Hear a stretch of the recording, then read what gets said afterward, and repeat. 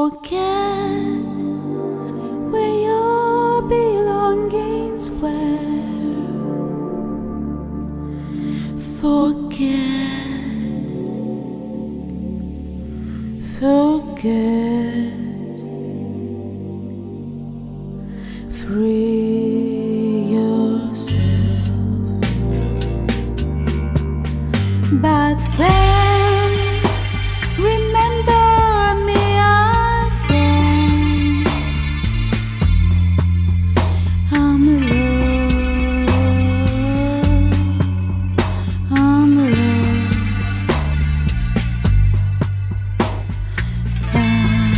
I'm still lost.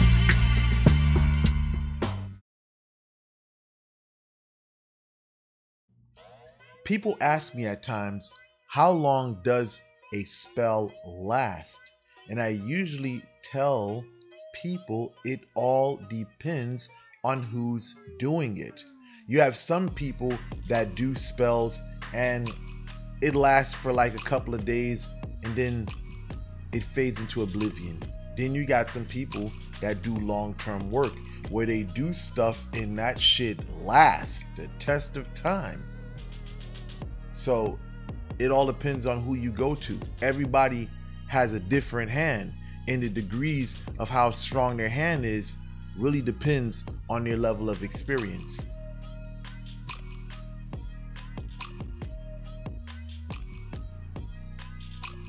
They think because they see a bunch of pictures of candles burning on a person's profile as if that's a testimony to what they're capable of. Anybody can light candles up, put different candles and arrange them in different ways and make it look beautiful and post it online. Anybody can do that.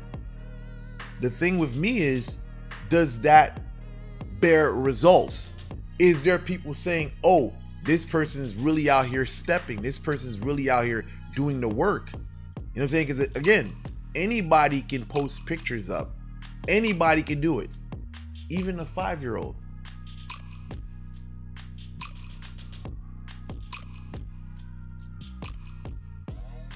A spiritualist can't really speak for another spiritualist when it comes to work.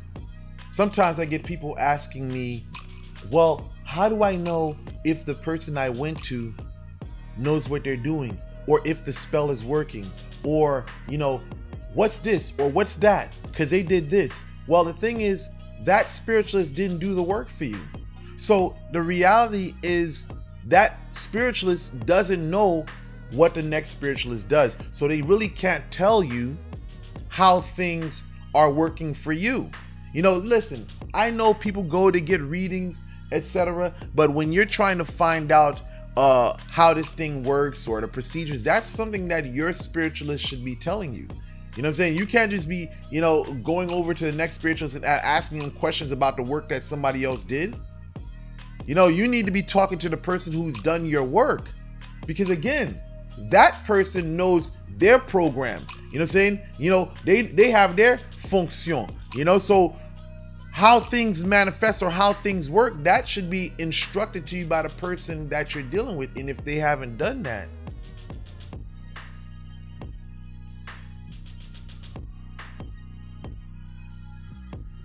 the power of a spell really depends on that spiritualist hand. See, experience is the best teacher, they say. And a lot of that has a big part to play with how powerful a spell is.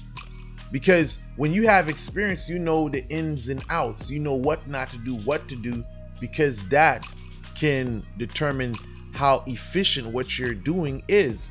See, some people think because they get initiated in certain, you know, religions that, oh, it guarantees them the spiritual know-it-all of how spells work. And that's not the case. Most people that are initiated into ATR religions, they're not witches or sorcerers.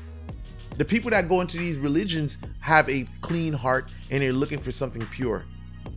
So when it comes down to how potent a spell is, truly that depends on the person's level of experience. If you're looking for a guided reading, you've come to the right place. street sweepers, master of the wood, jouet étoile, porte la rue. We do it all. We use real gold. We use real diamonds. We use simi as well as precious stones. If you're interested, contact us in the description area.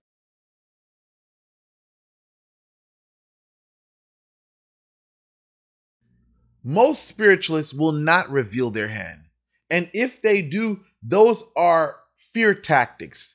Fear tactics in the sense of, well, I'm threatening you. I'm not necessarily saying this is the work, but at times it's a threat. Now, you may find fake spiritualists that may throw things up and try to scare a person. A real sorcerer, a real person that's stepping in the spiritual world, they don't make empty threats. And they're not going to waste their time informing you on what's going to transpire. They may give you a hint here and there, but to throw something on your property, most of the time, that's a phony. That's a fake. And if someone does put something on your property, it's not going to even be known to you because it's going to be hidden in plain sight. What would the point be for a person to lay a trick on your property for you to find it? No one truly does that. And if you do find something like that, that person is a novice again, or they're just playing games. They're just trying to scare you up. One thing about real magie is it's not here to scare you up.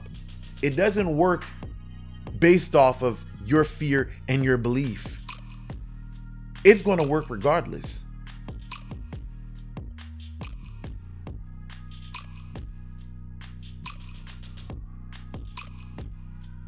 One thing a person really doesn't understand when it comes to this thing, man, a lot of people are running to religion for the wrong reason. They're running to Ifa, they're running to voodoo. See, let me explain something. There's some people that come to these religions because they're in fear for their lives. They have done wrong, or rather I say, they've done so much wicked things to people that they're running from their own karma. Some people, they know that they ripped this person off. Some people know that they stole, they cheated, or they slept with this person's husband or wife, etc. And they know somebody's coming for them. So they run into these religions.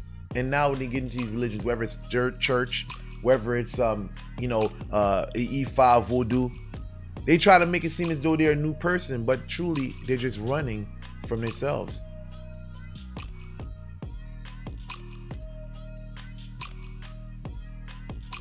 Witchcraft is not the religion of Haitian voodoo, Ifa, etc. Witchcraft is a whole different animal. This isn't singing, this isn't dancing, this isn't offerings. This is doing work. This is precision work.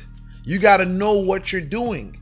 There's no amount of instruction that can make you into an experienced sorcerer or witch.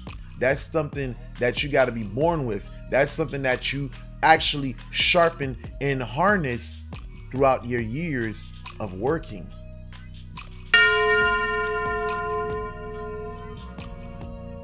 Sorry to interrupt you once again, but I have an important message for you. For those of you who have been following me since the Red Room days, I want you to know that those videos are not lost. You can find them on my vintage catalog channels, channel 1 and 2. Check the description area for the link to those accounts. I'll see you there.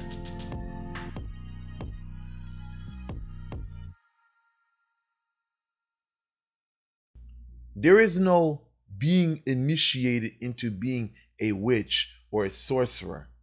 There is no, I can pay this amount. See, a lot of people, they come to voodoo thinking that when they get initiated, they're going to be this powerful bokor, sorcerer, etc. It doesn't work like that.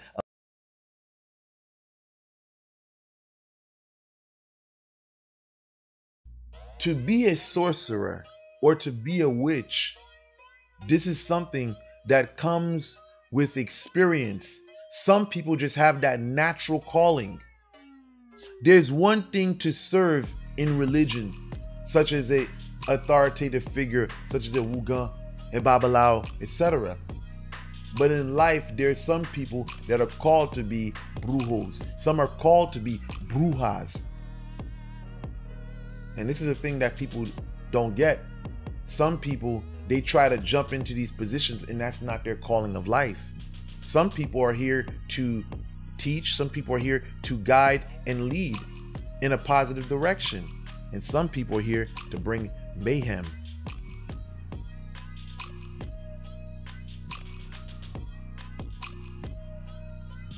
What's your calling in life? Are you a witch, sorcerer, priest, or priestess? None of these titles are the same. And their job specifications are not the same. You got to find out what's your calling.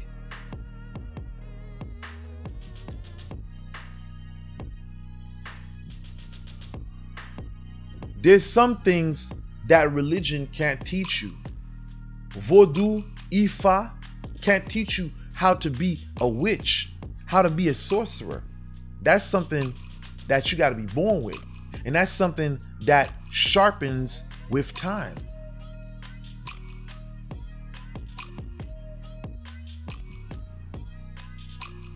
See, a lot of people think that because they're religious, that they out here stepping. And that's a different ball game, man.